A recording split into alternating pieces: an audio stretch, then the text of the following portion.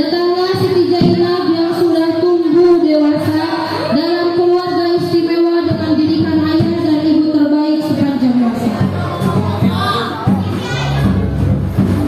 Wahai putriku, apakah engkau bersedia dijodohkan dengan sepupumu Abul As? Insya Allah aku siap menerima apapun yang terbaik untukmu. Pernikahan segera diadakan dan ini adalah momen paling bahagia bagi keluarga Nabi dan Khadijah karena unduh mantu untuk pertama kalinya.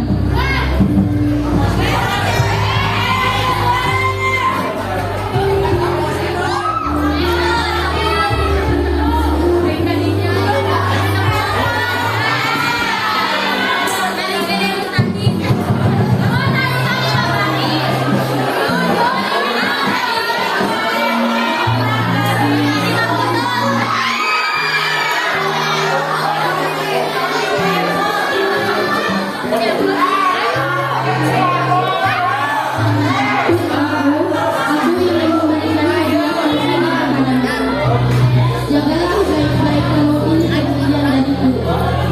Syukran ya Ummu. Jazakallahu khairan. Aku janji, aku akan menjaga kamu dari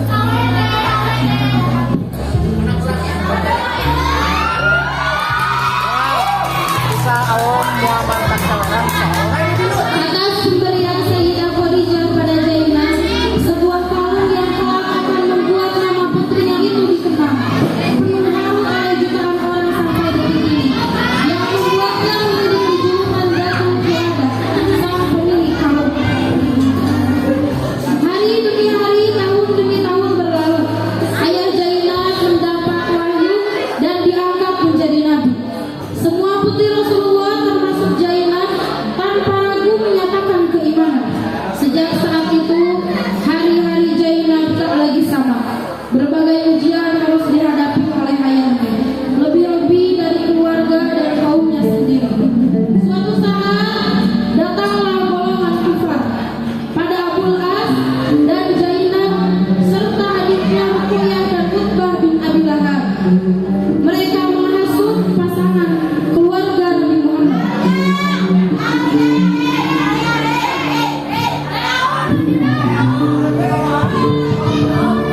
Wahai Abul As dan Utbah bin Abi Lahab, udah tahu Muhammad kayak gitu, masih aja mau jadi suami dan putri mereka. Ceraikan segera mereka. Silakan, aku akan menceraikan Ruqayyah asalkan aku dengan putri suami. Lalu, bagaimana pendapatmu? Tidak akan, aku tidak akan berpisah dengan Zainab. Ceraikanlah Zainab. Aku akan menikahkanmu dengan wanita Quraisy mana saja yang kau mau. Aku tidak akan berpisah apalagi menukarkan Zainab dengan wanita Quraisy manapun.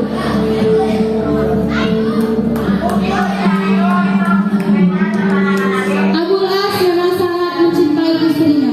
Rasa yang sama besarnya juga dimiliki Sayyidah Zainab.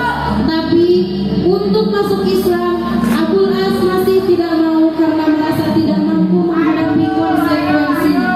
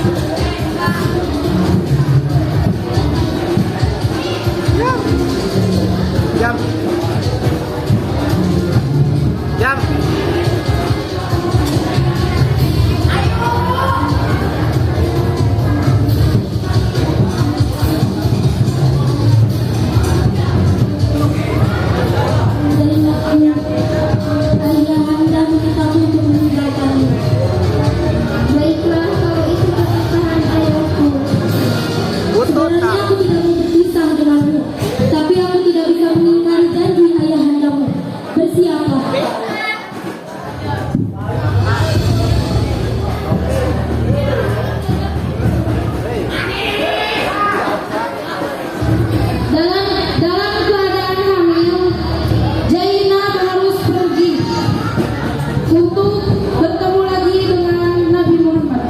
Kabar kepergiannya didengar Kuffar. Zainab pun pergi. Zainab ditombak oleh Akbar dari belakang dan ditusuk-tusuk.